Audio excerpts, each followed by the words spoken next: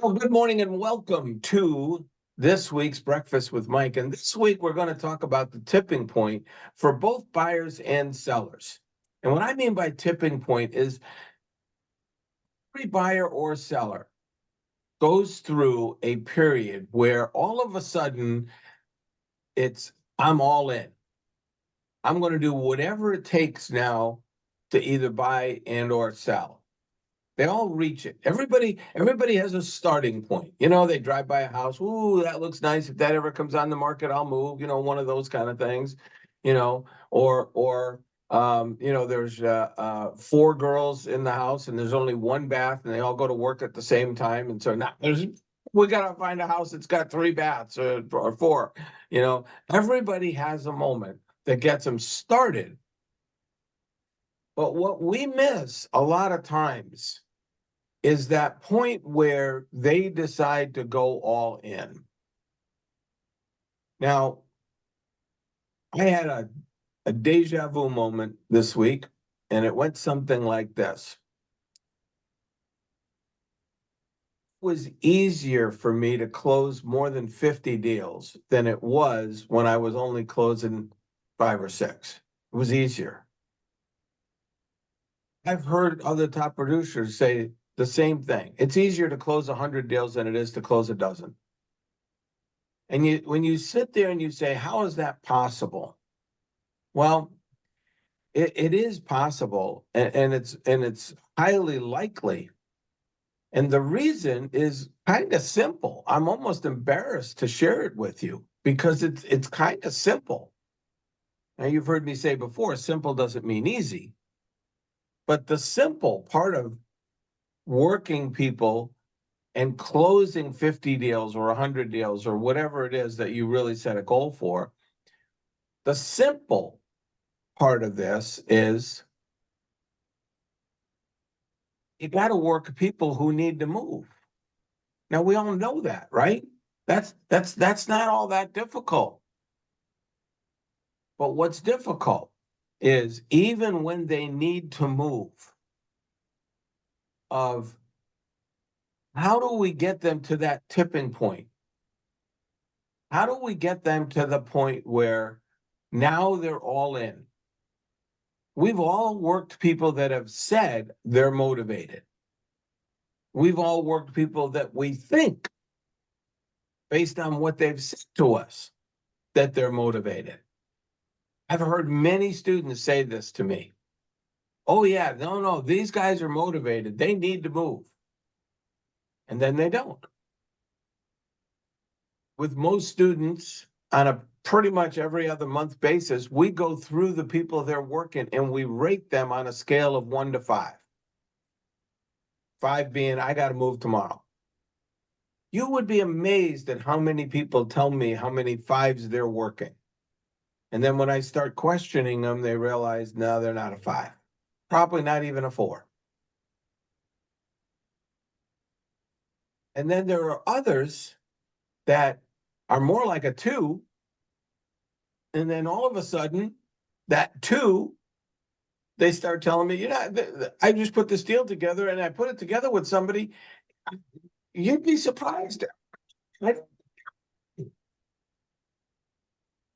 And after questioning them, I realized why they went together. That tipping point. So let's talk about the tipping point. What is a tipping point? Well, a tipping point is kind of a point of no return. That's what it is. Most sellers that overprice their homes haven't reached a tipping point. But then all of a sudden they find something they want to move into and they say to themselves, no, that's the place I really want to be. And that kicks them over the edge. And now all of a sudden you find that they are the most cooperative person you've ever dealt with. They'll do anything. You don't have to go to what New Jersey has their CO thing. You don't have to go get the CO. They'll go do it. Oh, I had to meet with the appraiser. No, they'll go do it. I had to get something in the mail. No, they'll go do it. They'll go do anything when they have gone over that edge, because now everything is about getting to that closing table, and they'll do whatever they have to do. And this is one of the things that I think most top producers are really good at identifying. They're good at identifying when somebody reaches a tipping point. When they decide, that's it, I'm all in. How many of you have ever had a seller who you thought was motivated, but they just didn't act like they were motivated? It was kind of like there were times where you had to remind them, wait a minute, didn't you tell me you needed to do this by such and such a date? Yeah, well, you're not acting like it. Now, you don't always say it that way to them, but that's the way you're thinking. They're not acting like they told me. They told me I had to do this, I had to do that, but they're not doing it. The seller who gets an offer, full price, cash, and all of a sudden they go, now, I'm going to wait for more. And you're sitting there going, what? You told me this is what you wanted. You get full price cash and you're going to wait? What are you waiting for? Well, I heard one student say this week that they had a buyer who said that they're waiting now for the $25,000 free down payment they're going to get. I was like, are you kidding me? We ain't never going to get that. This is not going to happen. That's just somebody trying to get a vote. That's all that is. But they had a buyer that said, well, we're going to wait. Yeah. My advice, cut them loose. Might as well cut them loose now, because you're going to lose them later. So how do you do 50, 60, 70 deals easier than you do 5 or 6? You recognize the tipping point and you invest your time in those people. Now, sometimes you can help with this tipping point. Subtle reminders of things that they told you. Okay. I had somebody that turned around and said, had a student that said to me, they had a seller who said they're going to wait. I said, what are they going to wait for? Well, they don't really know what they're going to wait for. What? What do you mean you don't know what they're going to wait for? Did you ask them what they're going to wait for? Well, yeah, but they didn't give me an answer. Well, then why'd you go to the next question? You know, the funny part about questions is you need answers. I give students the questions all the time. Here's what you need to ask. And in most cases, one of the most important questions that you can ask is the one down at the end. And it turns around and it says, what are you going to do if you had no choice? If you had no choice, what would you do differently? And you think about that. What would you do? And in most cases, most people, they don't know the answer to that. And if they don't know the answer to that, then guess what? We've got a problem. We really do. What if you had no choice? I'm looking for that person that's going to say, no, that's not an option. I'm moving. I'll do whatever it takes.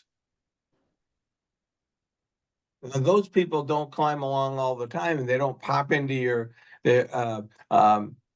emails, oh, I got to move right now. That's not how it works. Okay. But you got to turn around and you've got to ask enough questions so that you learn to recognize when they've gone past that tipping point. For a buyer, you might show them 5 homes. You might show them 50, and they never reached it. Well, why haven't you reminded them of what it was that they told you they wanted? See, we're so afraid that we're going to lose them that we don't ask the right questions. And that's one of the things that separates the top producers. It's one of the reasons why it's easier to do 50 than it is to do 5, because they'll ask those questions. And if they lose somebody, it's okay. because they've got that time to spend with somebody who does need them.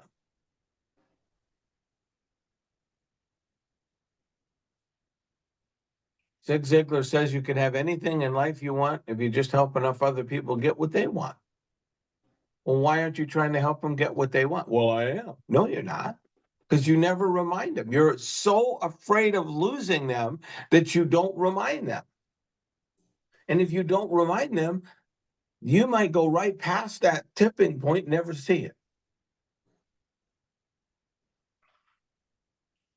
In every situation, I can't think of one that I didn't have this happen. In every situation, there's going to come a tipping point. There's going to come a point in that relationship that you have with those people that you're going to all of a sudden go, boom, that's it. We're moving.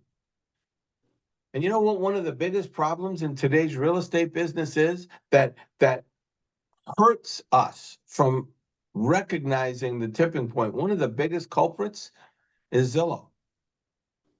They're one of the biggest problems. Now you say, well, why are they a problem? Well, if you think about their premier agent, that whole setup, right? If you accept, they reach out to you and say, I've got somebody who wants to go see this house. Will you accept it or not? You say yes. They set up a showing. You're going to go show a house. You haven't even talked to anybody yet. You have no idea about these people, but you're going to go show them a house? That's a problem. That's a huge problem, especially today. Well, I'll just bring a form. And Zillow thinks that their touring agreement is valid. As far as I'm concerned, and I've read the settlement from front to back, that does not meet the criteria that's in the settlement. It does not. And you go ahead and go use it if you want to, but I'm telling you, it does not meet the criteria. Because the criteria says that a fee has to be spelled out. And it can't be generic, it's got to be specific. Nowhere on that touring agreement is there anything specific about a fee. It's not legit.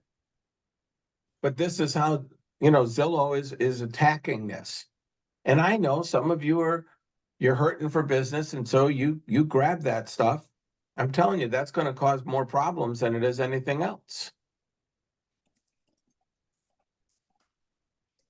So how do we find more people that we can help get past that tipping point? Well, here's number one reason. Stop just working somebody just because they say they want to buy a house or they say they want to sell a house. No. Some of you know I'm still waiting to get my hip surgery done. Every time they talk to me, they start asking questions. And anytime I answer one of them wrong, it's like back to the beginning. They're not going to let me do it unless I meet all of their criteria. All of them. They had something, I was supposed to get this done back in May, and something in my blood work was off. They said, nope, not going to happen. You got to fix this, got to fix that. I said, okay. It's not like I got an option. It's not like I could say to the doc, you know what? No, you're doing the surgery anyway. It doesn't work that way. So I did everything they were supposed to do. I called them up. I got all the results they wanted. I called them up. I sent them all over the stuff. You know what they said? We'll get back to you. What? I did everything you said you wanted me to do. Why aren't we scheduling this? Oh no, we've got to look everything all over. We got to make sure it meets our before they'll even schedule it. Not you. You don't wait for that. Zillow says, you want to accept this? You say yes, and you're going to go meet a buyer. You haven't even talked to them yet. Our standards are so low. We're hurting for business so much. But the problem is you're spending so much time with these people who are not going to buy or not going to sell that it blinds you to seeing the people who do need your service. It blinds you from seeing the people who've gone past that tipping point and now they need something. So, is it easier to do 50 than it is to do 5? Yep, it is. How?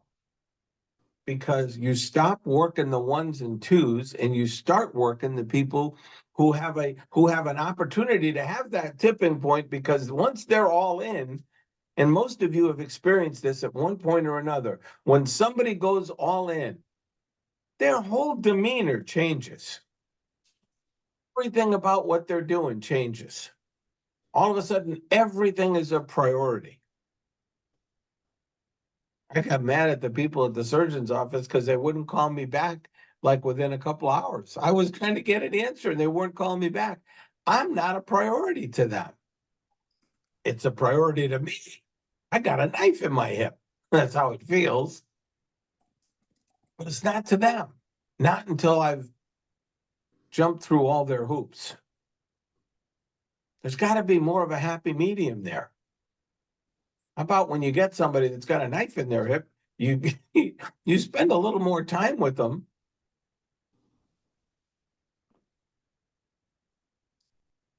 Anyway, the deja vu moment was, it was easier to do 50, 60 deals than it was to do 5. Why? Because I worked more people who actually needed me. Stop working the people who don't need you. Start focusing on the ones who do. Sounds simple. I know simple is not easy, but it is simple. And if we used that, if that's our guide, in the beginning, you're going to work fewer people. You're going to say, I got more time on my hands. Yeah, well, start using that time to go find more people who need you and stop wasting your time with the people who don't. Now, I'm not saying that you won't close a deal here and there with people who don't need to move. You will. Just like some listings you'll see on MLS will sell. But they could have sold quicker and for more money if they'd done it the right way. They chose not to. Okay. Who are you working? That's what you got to ask yourself. Are you working those people just so you can say you're busy?